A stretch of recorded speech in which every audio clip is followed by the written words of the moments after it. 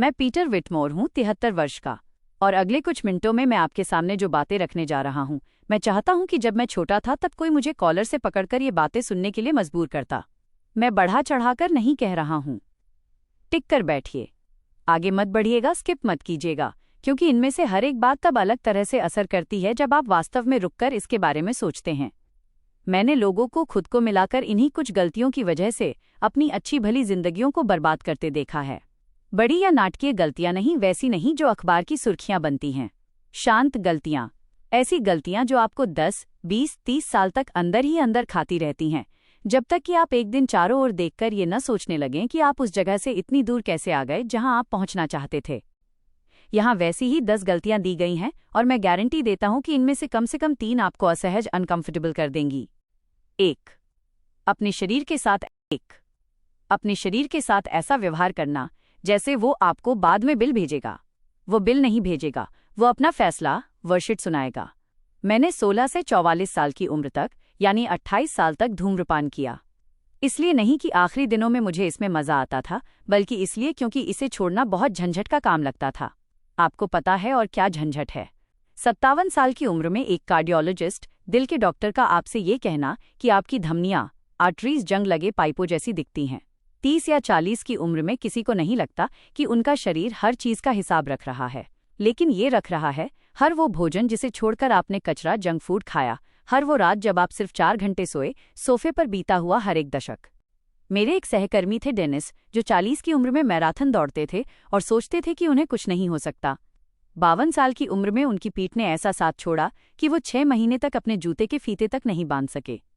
दौड़ने की वजह से नहीं, बल्कि दिन में 8 घंटे ऑफिस की कुर्सी पर बैठने और 20 साल तक एक बार भी स्ट्रेचिंग, शरीर को न तानने न करने के कारण।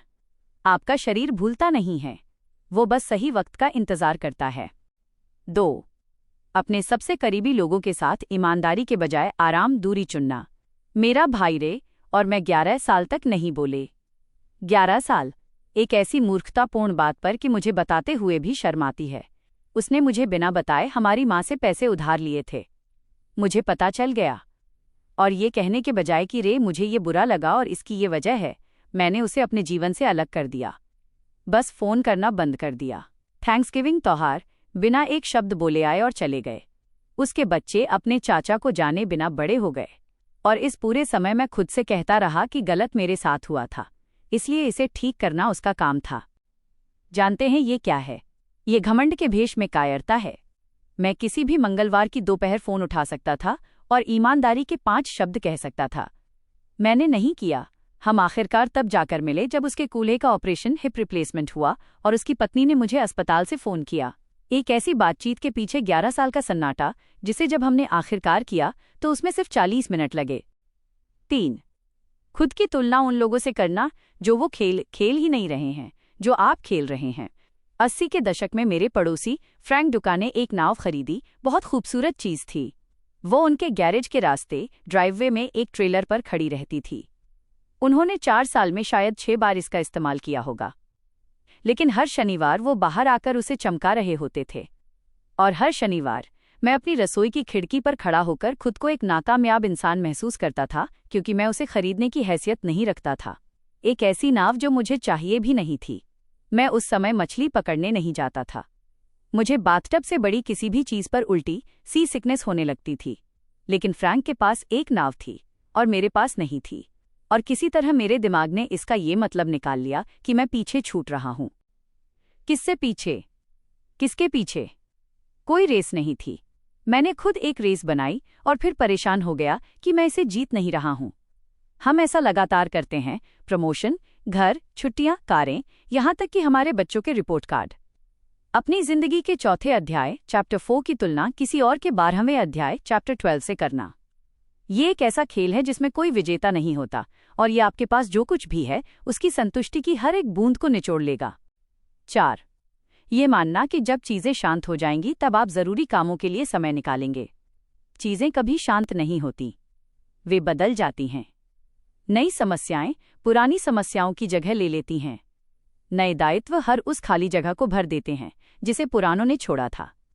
मैंने खुद से 15 साल तक कहा कि मैं पियानो बजाना सीखूंगा। मेरी दादी के पास उनके बैठक में एक खूबसूरत पियानो था और मैं बचपन में उस बेंच पर बैठकर चाबियां दबाता था और वो कहती थीं, बेटी, तुम्हारे हाथ इसके लिए बिल्कुल सही हैं। 15 साल तक मैं अगले साल का इंतजार करता रहा। फिर मेरे घुटने खराब हो गए, फिर मेरी आंखों की सर्जरी करानी पड़ी, फिर छत की मरम्मत का काम आ गया, फिर मेरे बेटे की ट्यूशन फीस की बात आ गई और अचानक मैं 73 साल का हो गया हूं और पियानो सिर्फ एक कल्पना बनकर रह गया है। मैंने आखिरकार 68 साल की उम्र में सबक क्लासेस शुरू किए। वैसे मैं बहुत बुरा बजाता हूं, सचमुच बेहद खराब। मेरी इंस्ट्रक्टर लिंडा नाम की एक बहुत ही धैर्यवान महिला ने एक बार मुझसे कहा था कि मेरी लय ऐसी है जैसे कोई बर्फ पर चलने की कोशिश कर रहा हो। लेकिन मैं बुरा बजाता हूं और इसमें खुश हूं, जो कि उन दशकों से कहीं बेहतर है जो मैंने उस सही पल के इंतजार में बिता दिए जो कभी आने ही वाला नहीं था। 5. खुद के उस रूप को पकड़कर रखना जो सालों पहले खत्म हो चुका है। मैं हाई स्कूल में एक बेहतरीन पहलवान रेसलर था। 154 पाउंड कॉन्फ्रेंस सेमीफाइनलिस्ट मेरे किशोरावस्था का सबसे गौरवपूर्ण क्षण। मैं 50 की उम्र में भी डिनर पार्टियों में इसका जिक्र करता था। मेरी बेटी ने एक बार धीरे से कहा, पापा, वो 35 साल पहले की बात थी। वो क्रूर नहीं हो रही थी। वह सही थी। मैं 17 साल की उम्र में जो था उससे इतना जुड़ा हुआ था कि मैंने उसके बाद से कुछ और दिलचस्प बनने की कोशिश ही नहीं की थी। आपकी पुरानी उपलब्धियां यादों के रूप में अच्छी हैं, वे एक पहचान के रूप में बेहद खराब हैं। 6. अपने आप को ऐसे लोगों से घेरना जो सिर्फ अच्छे समय में साथ देते हैं। मेरे पास दोस्तों का एक समूह था जिनके साथ मैं लगभग 12 वर्षों तक हर दूसरे शुक्रवार को ताश खेलता था। अच्छा समय था, खूब हंसी मजाक होता था, बहुत सारी ठंडी बियर और खराब चुटकुले होते थे। 1996 में जब मेरे बिजनेस पार्टनर ने हमारे साझा खाते जॉइंट अकाउंट से सारे पैसे साफ कर दिए और एरिजोना भाग गया तो उनमें से एक ने भी फोन नहीं किया। एक ने भी नहीं। मैं किसी बड़ी मदद की बात नहीं कर रहा हूं। मुझे अपनी समस्याओं को ठीक करने के लिए किसी की जरूरत नहीं थी। मेरा मतलब एक साधारण से फोन से था, पीट, तुम ठीक तो हो? क्या तुम्हें किसी चीज की जरूरत है? कुछ नहीं। सन्नाटा। अगले शुक्रवार ताश का खेल ऐसे शुरू हुआ जैसे कुछ हुआ ही न हो, और जब मैंने खुद सहज होने की कोशिश करते हुए इस बात को उठाया तो उनमें से एक ने कहा, हमने सोचा कि तुम इस बारे में बात नहीं करना चाहोगे। नहीं, असल बात ये थी कि वे इस बारे में सुनना नहीं चाहते थे। इन दोनों बातों में बहुत बड़ा अंतर है। सुख के साथी फेयरवेदर पीपल बुरे लोग नहीं होते। उनमें से अधिकांश को तो यह एहसास भी नहीं होता कि वे क्या कर रहे हैं। लेकिन अपनी पूरी सामाजिक दुनिया को उनके इर्द गिर्द बनाना बिना नींव के घर बनाने जैसा है। पहली असली आंधी आने तक सब कुछ ठीक दिखता है और फिर आप मलबे में खड़े होकर सोचते हैं कि कुछ भी टिक क्यों नहीं पाया। 7. कड़वाहट, नाराजगी को अपनी आदत बन जाने देना।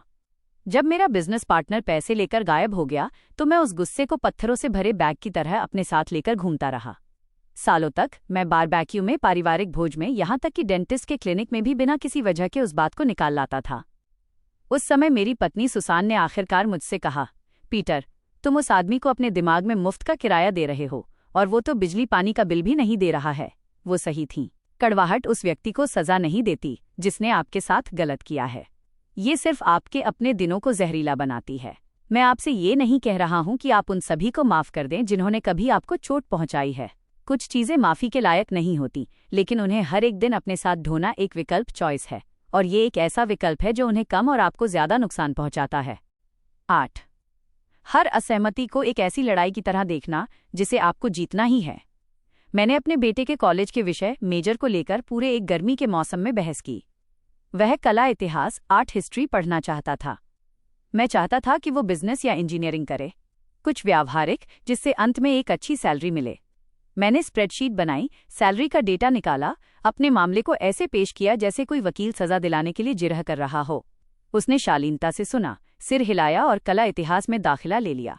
खैर, उसने ग्रेजुएशन पूरा किया, 8 साल तक एक म्यूजियम में काम किया, अब एक नॉन प्रॉफिट संस्था के लिए एजुकेशनल प्रोग्राम चलाता है और हर सुबह जो काम करता है उससे सचमुच प्यार करता है।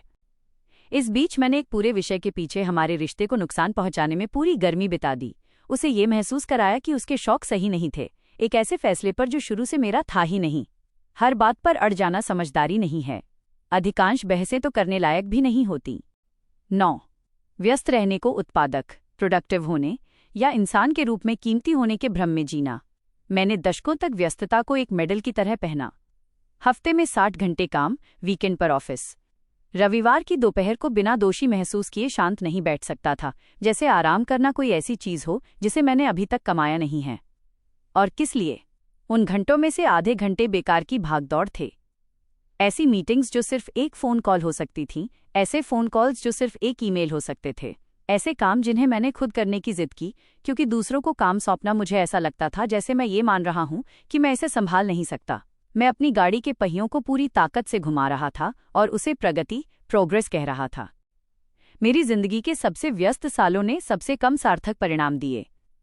वे साल जहां मैं धीमा हुआ, सोच समझकर फैसले लिए, काम करने से पहले वास्तव में रुका और सोचा, वे वो साल थे जब चीजें सचमुच आगे बढ़ीं। व्यस्तता का मतलब उद्देश्य, पर्पस नहीं होता, और इस बात को समझने में मुझे शर्मनाक रूप से बहुत लंबा समय लगा। 10. अपने जीवन के किसी भविष्य के रूप का इंतजार करना ताकि आप उस चीज के लिए आभारी हो सकें जो अभी यहाँ है। इसे सीखने में मुझे सबसे लंबा समय लगा। मैंने अपने 30 का दशक अपने 40 के दशक के इंतजार में बिताया, जब मेरे पास कथित तौर पर ज्यादा पैसा होता। मैंने अपना 40 का दशक 50 के दशक के इंतजार में बिताया, जब बच्चे बड़े हो जाते और मुझे आखिरकार चैन की सांस मिलती। रियल लाइफ कब शुरू होगी, ये सोचकर मैंने अपना 50 का दशक रिटायरमेंट के इंतजार में बिता दिया। और जब आखिरकार रिटायरमेंट आया तो मैं पहले सोमवार की सुबह अपनी रसोई में बैठा, कॉफी ठंडी हो रही थी, एक ऐसे कैलेंडर को घूर रहा था जिस पर कुछ भी नहीं लिखा था, और मैंने सोचा, अब क्या? मैं कहीं पहुंचने पर इतना ध्यान केंद्रित कर चुका था कि मैं वास्तविक यात्रा के दौरान सोता रहा। जीवन के हर पड़ाव में कुछ न कुछ ऐसा होता है जो ध्यान देने योग्य होता है। किसी ग्रीटिंग कार्ड वाले तरीके से नहीं, बल्कि एक वास्तविक, खास और साधारण तरीके से। जैसे जब सब सो रहे हों तो आपके घर की आवाज, एक ऐसा खाना जो उम्मीद से बेहतर बन गया, एक ऐसा गुरुवार जहां कुछ भी गलत नहीं हुआ और किसी को आपसे कुछ नहीं चाहिए था। ये छोटी चीजें नहीं हैं, ये ही एक जिंदगी का असली हिस्सा हैं।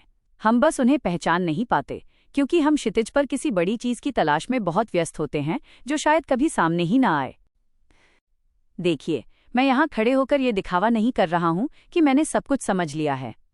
73 साल की उम्र में भी मैं खुद को नियमित रूप से इनमें से आधी गलतियां करते हुए पकड़ता हूँ। लेकिन उन्हें 30 की उम्र में करने और अब करने में अंतर यह है कि अब मैं उन्हें देख सकता हूँ कि वे क्या हैं। और यही मैं आपको दे रहा हूँ। पूर्णता, परफेक्शन नहीं, बस एक शुरुआती बढ़त, हेड स्टार्ट। इन 10 में से एक को चुनिए, सिर्फ एक, जिसने आपके पेट में थोड़ी हलचल मचाई हो, जो आपको सबसे ज्यादा छू गई हो, और इस हफ्ते उसके बारे में कुछ कीजिए। कोई बड़ा बदलाव नहीं, बस एक बातचीत, एक फोन कॉल, एक छोटा सा सुधार। चीजें वास्तव में इसी तरह बदलती हैं, धमाकों से नहीं, छोटे छोटे सुधारों, एडजस्टमेंट से। आज के लिए मेरे पास बस इतना ही है।